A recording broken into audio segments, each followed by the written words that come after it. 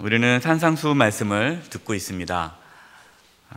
산상수훈 말씀은 성경에서 가장 중요한 말씀이 모여져 있는 말씀들입니다.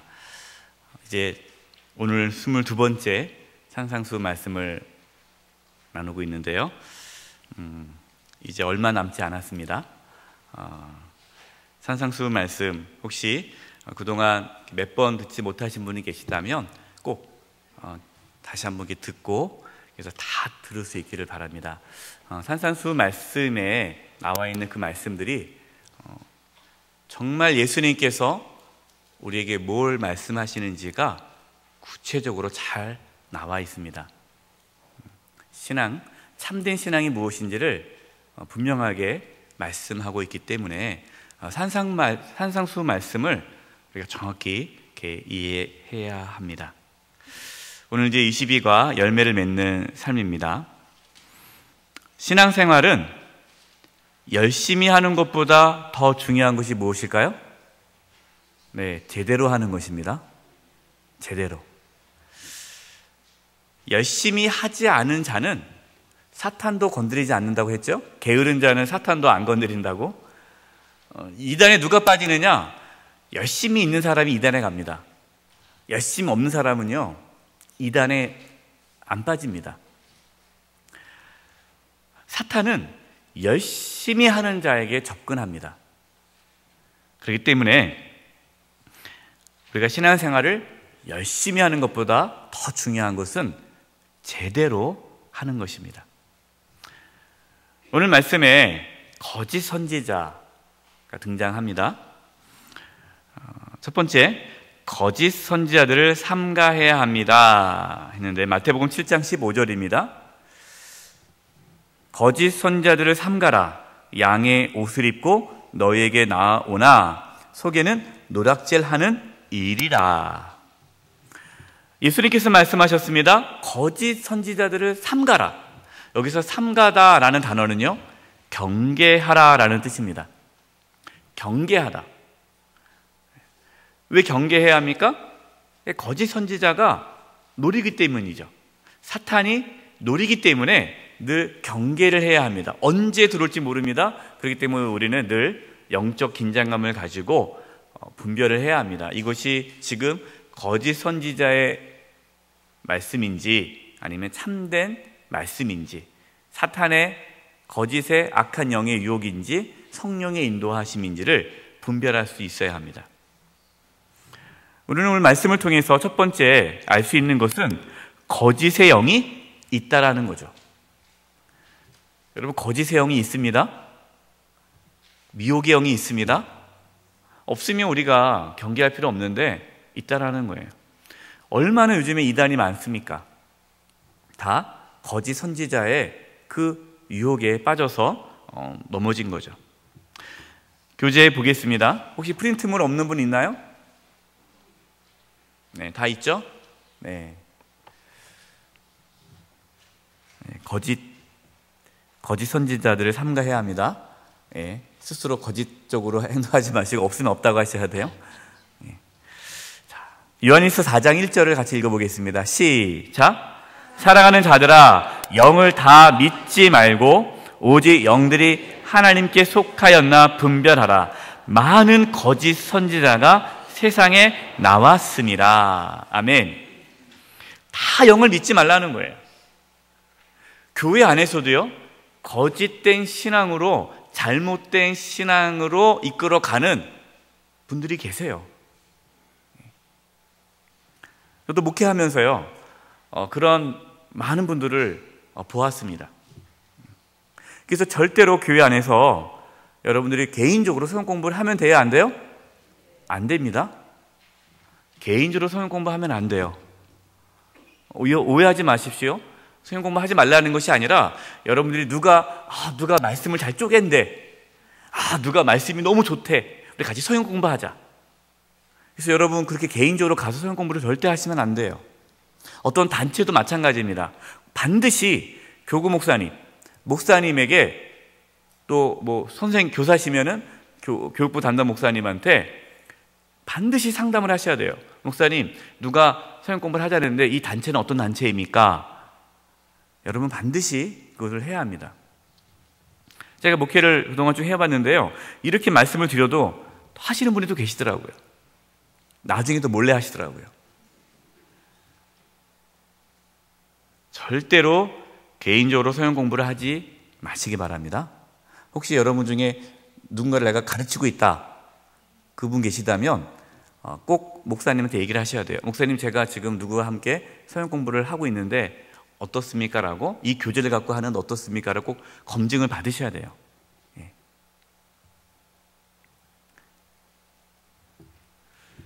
왜 그러냐면 거짓된 가르침, 이단이 너무나 많아요. 그래서 우리 성도님들은 잘 모릅니다.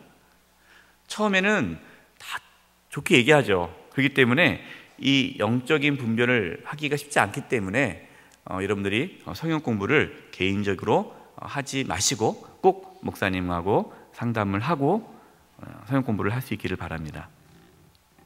그리고 이렇게 뭐 신령한 자다, 뭐 기도에 뭐 영성이 있다, 그래서 그분들한테 찾아가가지고 기도받지 마세요. 예. 이분이 뭐 치유의 은사가 있다, 신유의 은사가 있다, 그래서 가서 여러 기도받지 마세요. 예. 잘못된 경우가 너무나 많습니다.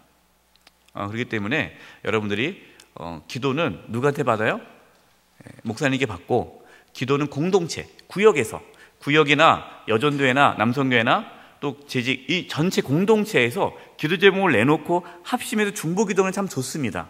그러나 개인적으로 뭐 찾아가가지고 누가 뭐 신령하대더라, 누가 뭐 기도회가 기도문이 열렸대더라, 그래가지고 안수기도 받고, 절대로 그렇게 해서는 안 됩니다. 영적 질서가 깨지고 이것이 잘못된 거짓된 영이 들어올 수 있어요. 실제로 많이 저는 보았습니다. 그래서 악한 영에 이렇게 휩싸이는 경우도 많이 보았기 때문에 그리고 여러분 절대로 기도원 가서 막 함부로 아무 기도원에 가서 기도받지 마세요. 이상한 기도원 많습니다. 예, 뭐 목사 안수를 어디서 받는지도 모르신 분들이 자기가 목사님이라고 막 안수를 해요. 잘못될 수 있습니다. 여러분 반드시 기도받는 거, 성경 공부하는 것은 여러분들이 담당 교구 목사님에게 영적인 지도 하에 할 수 있기를 바랍니다. 오늘 안 오신 분들에게 꼭 전해주세요. 네, 구역에서도 얘기해 주시고 여전도에서도 얘기하고 남성교에서도 해주시기 바랍니다. 수요 사경이 오신 분들은 걱정이 안 되는데 수요 사경이 안 나오신 분들이 걱정이 돼요. 네, 꼭 전해주시고. 네. 두 번째, 거짓 선지자는 무엇을 입어요? 양의 옷을 입는다는 거예요. 양의 옷. 고린도후서 11장 14절 15절입니다. 읽겠습니다. 시작. 이것은 이상한 일이 아니니라. 사탄도 자기를 광명의 천사로 가장하나니, 그러므로 사탄의 일꾼들도 자기를 의의 일꾼으로 가장하는 것이 또한 대단한 일이 아니니라. 그들의 마지막은 그 행위대로 되리라. 아멘. 광명한 천사로도 여러분 가장합니다. 그렇기 때문에 눈에 보이는 것이 좋다고 해서 그것이 진짜라고 착각해서는 안 돼요. 여러분 이단 안 가보셨죠? 이단은 안 가보셨는데 이단 가신 분들 제가 얘기 나눠보니까요, 이단 가잖아요. 이단 교회라든가 이단 있는데 가잖아요. 그분들 다 천사입니다. 천사. 너무너무 잘해줍니다. 그래서 특히 이제 교회에서 상처받는 분들이 이단이 많이 빠져요. 왜냐하면 가면요 너무너무 사랑해줘요. 간이고 슬기고 다 내줄 것 같이 해줘요. 그렇기 때문에 거기 가면은요, 야 여기가 천국이구나, 이렇게 좋은 사람들이 있는데 왜 이단이라고 하지? 라고 얘기해요. 너무 친절하고요, 상냥하고요, 너무 겉으로는 좋아 보입니다. 이게 속이는 거예요. 그래서 여러분 겉에 보이는 것으로 판단해서는 안 돼요. 그런 분들이 있어요. 이게 교회 안에서도 이게 우리가 뭐 우리 교회 오래 다니시고 또 이렇게 검증된 분이면 뭐 이해가 되는데, 또 이게 새가족 분들은 잘 모르잖아요. 이 성도님이 영세계 성도님입니다. 그럼 모르잖아요. 아직까지는 그런 성도님이 없는데 제가 목회하면서 보니까 이제 새가족들을 접근을 해요. 그래서 막 잘 챙겨줍니다. 그럼 이 새가족은 자기를 잘 챙겨주는 건 고맙잖아요. 그래서 거기 혹 빠져요. 그래서 같이 공부하자 이렇게 해가지고 쭉 한 다음에 그 다음부터는 이제 본인의 어떠한 지배 아래, 본인의 말에 다 이렇게 들어오게끔 만듭니다. 이 결국에는 그 영혼을 이제 데려가죠. 이게 이제 신천지가 하는 전략 중에 하나입니다. 그래서 여러분 혹시 갑자기 누가 잘해준다 그러면 조심히 봐야 돼요. 그분이 원래 좋으신 분이다 하면 괜찮은데 잘 교회 안 나오시는 분이 갑자기 나오시더니 너무 잘해준다 그러면은 여러분 조심해야 합니다. 그래서 겉으로 보는 것으로 판단해서는 안 된다. 예, 양의 옷을 입는다라는 거예요. 세 번째, 거짓 선지자 속에는 뭐가 있습니까? 노략질하는 이리가 있습니다. 예.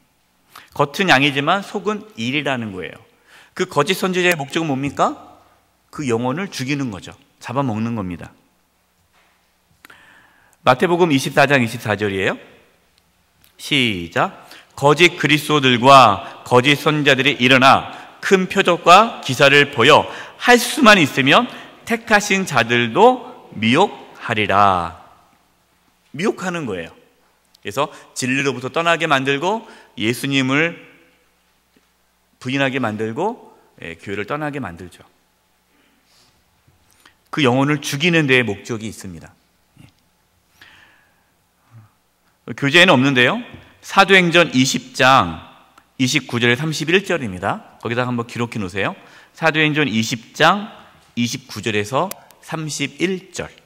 나중에 집에 가서 한번 보시기 바랍니다. 제가 읽어드리겠습니다. 이제 사도 바울이 이제 전도여행을 마치고 예루살렘으로 돌아갈 때 그 본인이 전도여행했던 교회들에게, 지도자들에게 했던 말씀입니다.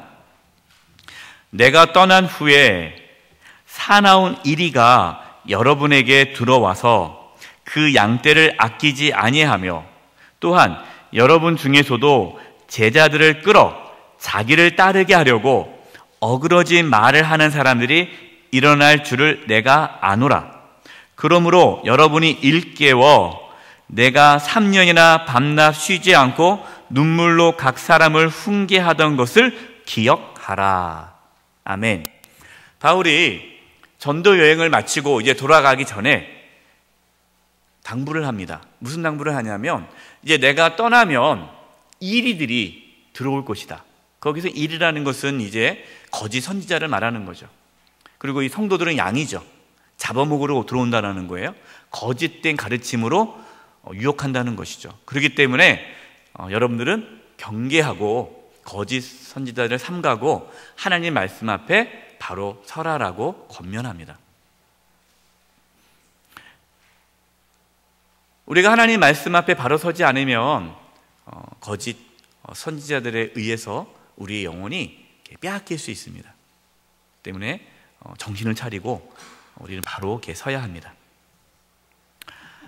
자, 이제 거짓 선지자들을 우리가 이제 분별을 해야 되는데 이제 분별에 대해서 말씀을 드리겠습니다. 우리가 이 사람이 거짓 선지자인지 참 선지자인지 어떻게 알 수 있는가? 여러분들이 파악을 해야 되고 분별을 해야 되는데 2번입니다.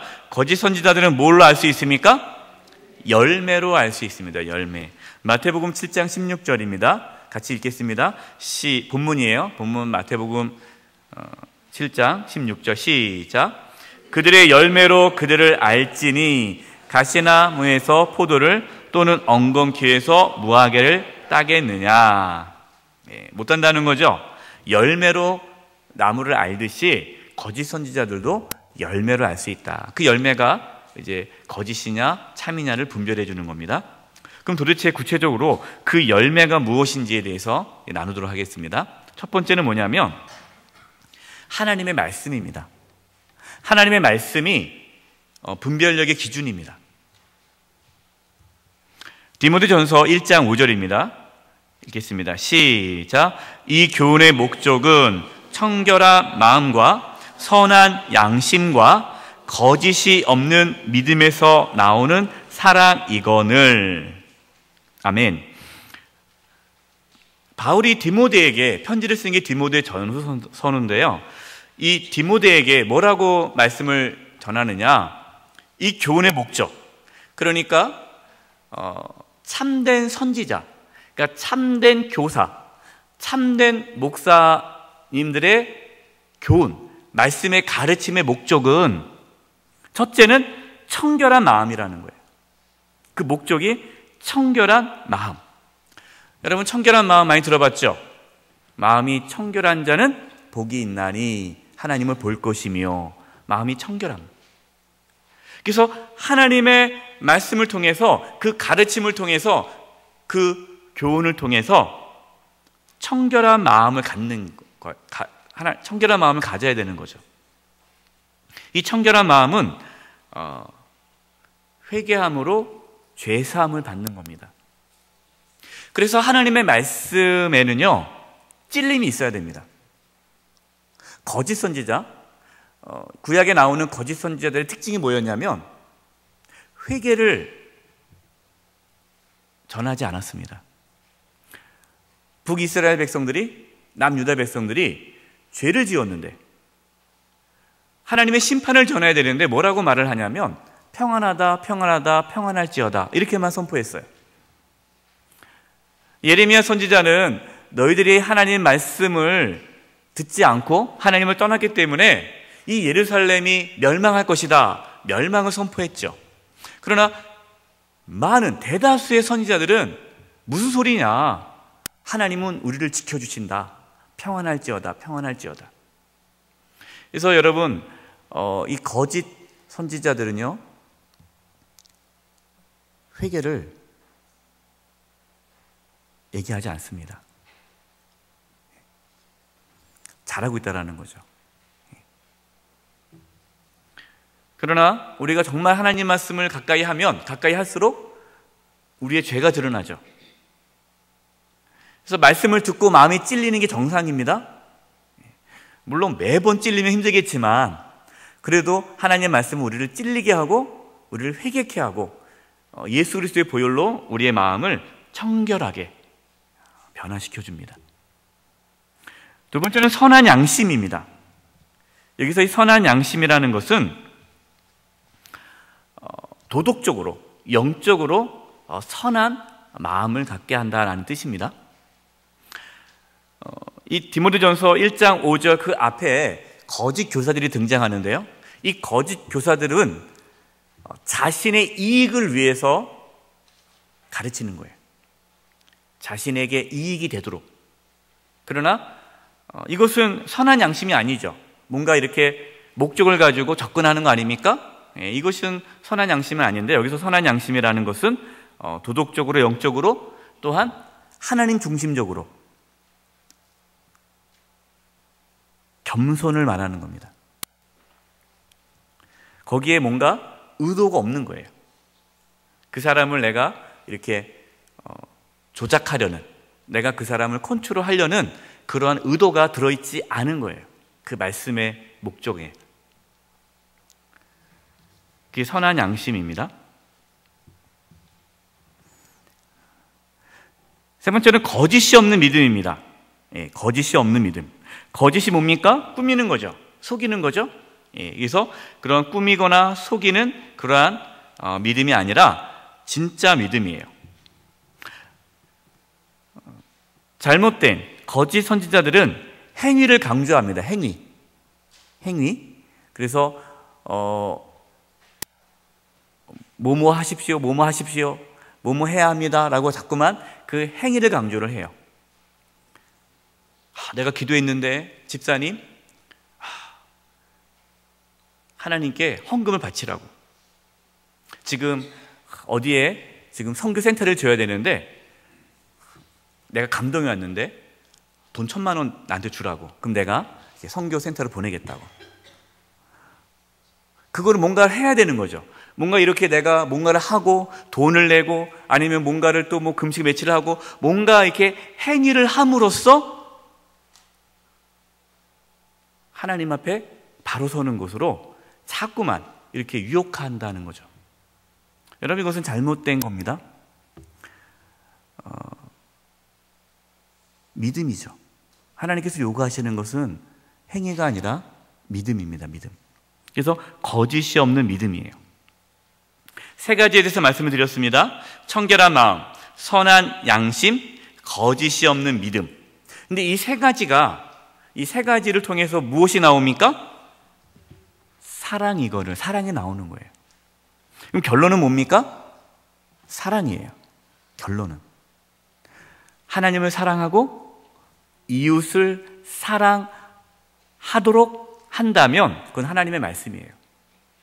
그런데 그 말씀을 내가 들었는데, 성경 공부를 들었는데 하나님을 사랑하고 이웃을 사랑하는 부분이 없다면 그것은 잘못된 것입니다. 여기서 사랑은 아가페 사랑입니다.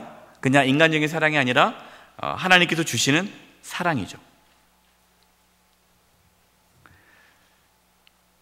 그래서 우리는 하나님의 말씀, 여러분이 창세기부터 요한계시록까지 하나님의 말씀을 계속 묵상함으로써 하나님의 말씀을 갖고 어떤 얘기를 들었을 때 그걸 분별할 수 있어야 됩니다. 그래서 여러분 성경을 읽으셔야 돼요.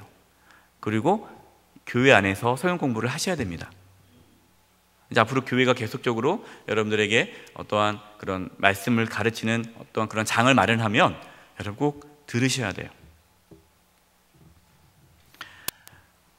교재에는 없습니다. 써주시기 바랍니다. 갈라디아서 1장 7절이에요. 갈라디아서 1장 7절. 제가 읽겠습니다. 다른 복음은 없나니 다만 어떤 사람들이 너희를 교란하여 그리스도의 복음을 변하게 하려 함이라. 아멘. 다른 복음은 없다. 복음은 하나입니다.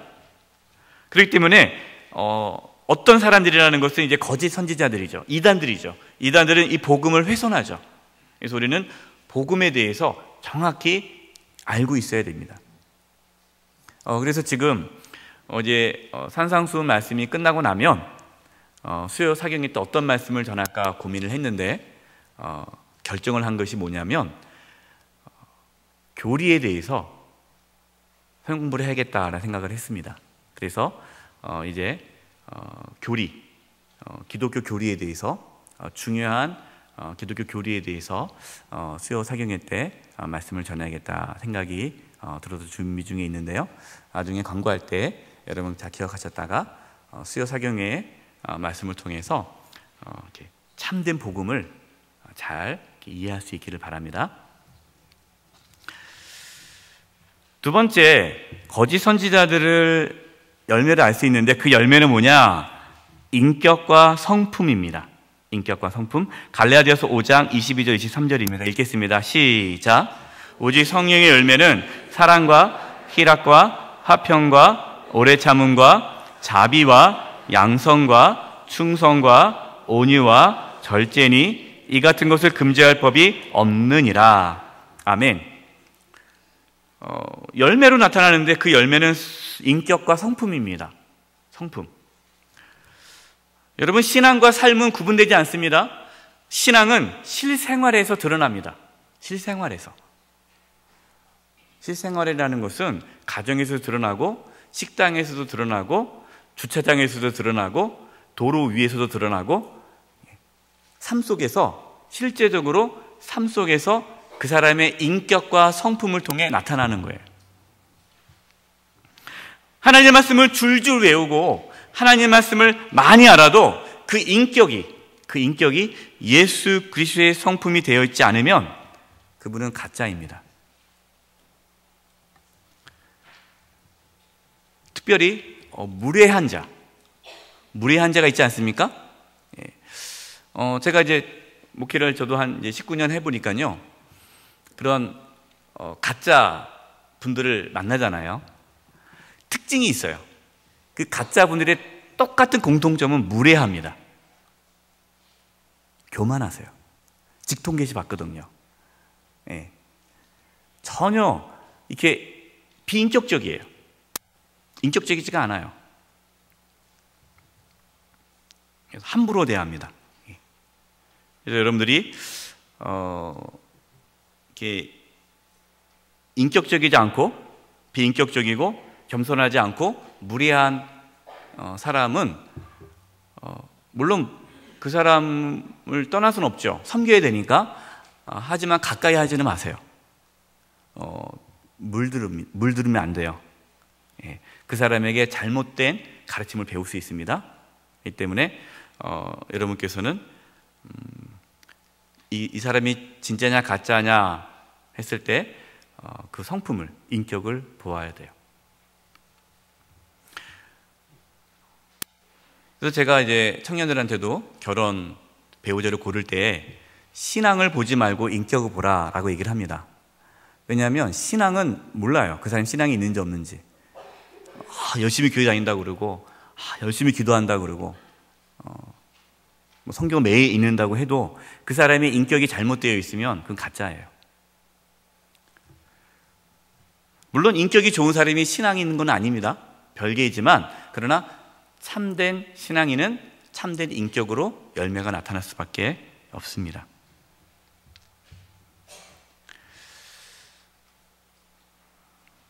그렇다고 제가 인격이 좋다는 건 아닙니다. 저도 인격이 부족하기 때문에 성장하는 과정에 있는데요.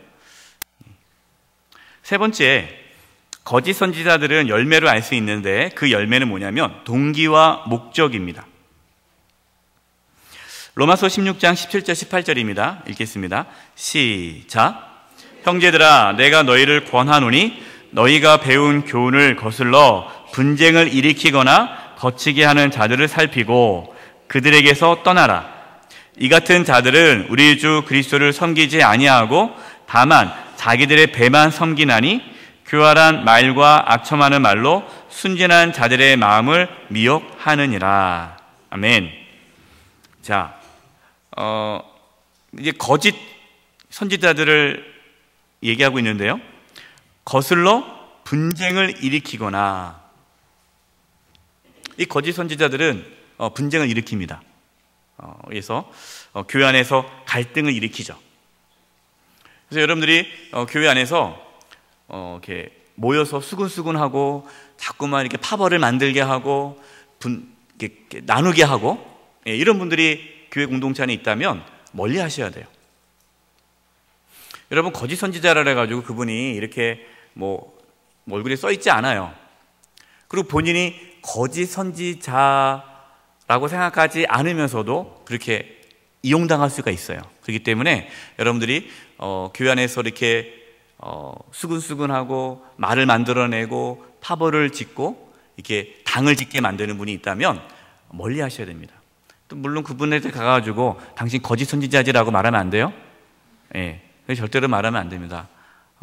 그분이 아직 신앙이 성숙하지 못한 부분도 있기 때문에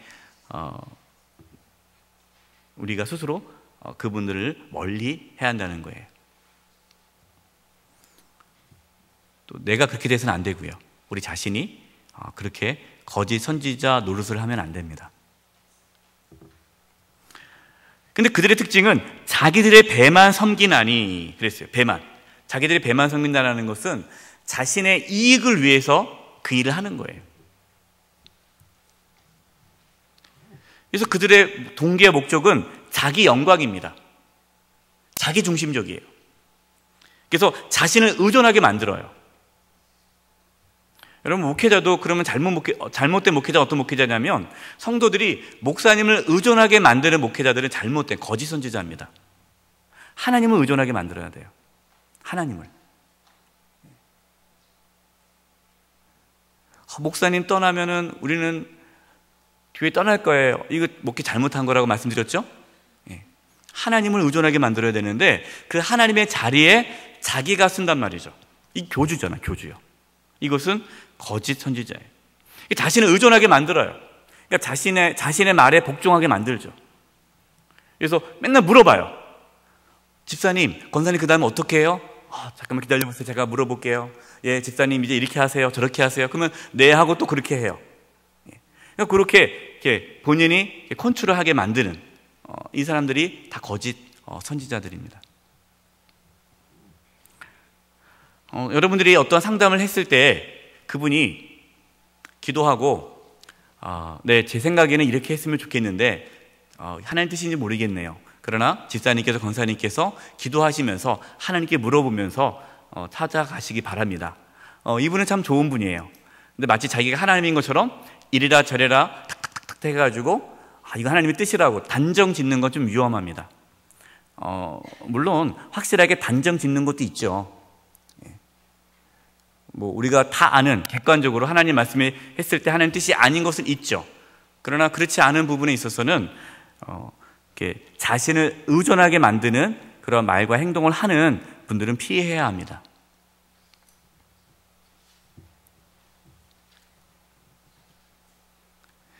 이분들의 결국은요, 돈을 요구합니다. 돈. 그래서 결국에는 돈이에요.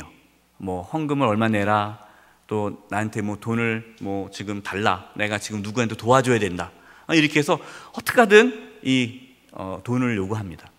그래서 이단들의 특징은 다 돈을 요구해요.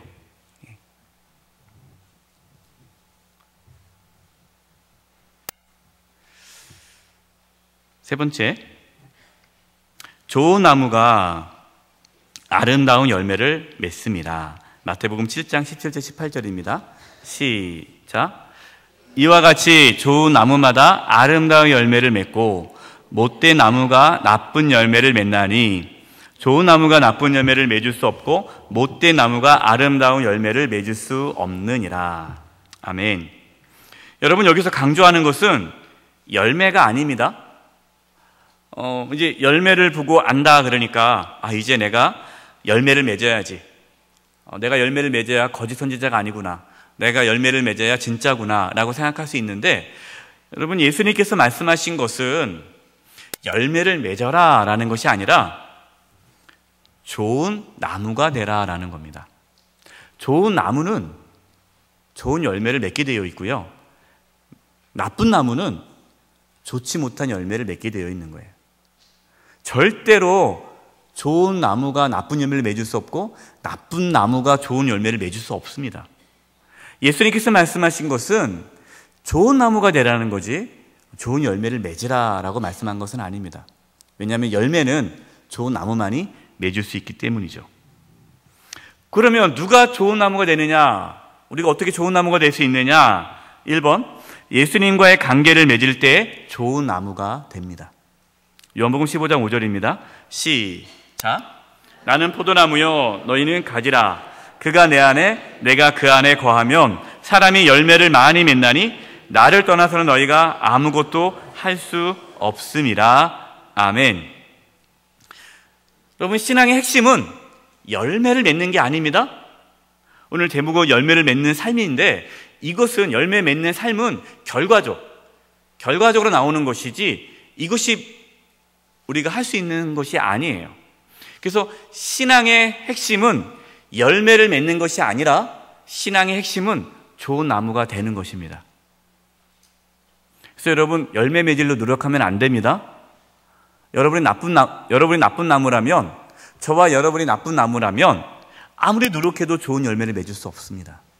그렇기 때문에 우리가 신경을 써야 되고 우리가 관심을 가져야 될 것은 내가 좋은 나무냐 나쁜 나무냐, 그 부분을 고민을 하셔야 돼요. 그럼 좋은 나무와 나쁜 나무는 뭐냐? 예수님 안에 있으면 좋은 나무고 예수님 밖에 있으면 나쁜 나무예요. 예수님을 믿고 그 예수님과 교제하면 좋은 나무로 살아가는 거고, 예수님을 믿지만 그 예수님과 교제하지 않고 세상적으로 살아간다면 절대로 열매를 맺을 수 없습니다. 열매는 내가 맺는 것이 아니라 내가 주님과 함께 교제할 때에, 주님 안에 있을 때에 성령의 능력으로 열매를 맺는 것이지 나의 힘으로 맺는 것이 아닙니다. 그렇기 때문에 신앙생활이 왜 피곤하냐? 신앙생활이 피곤한 이유는 하나예요. 나쁜 나무인데 좋은 열매 맺으려니까 피곤한 거예요. 좋은 나무가 되면 좋은 열매를 맺게 되는 거죠.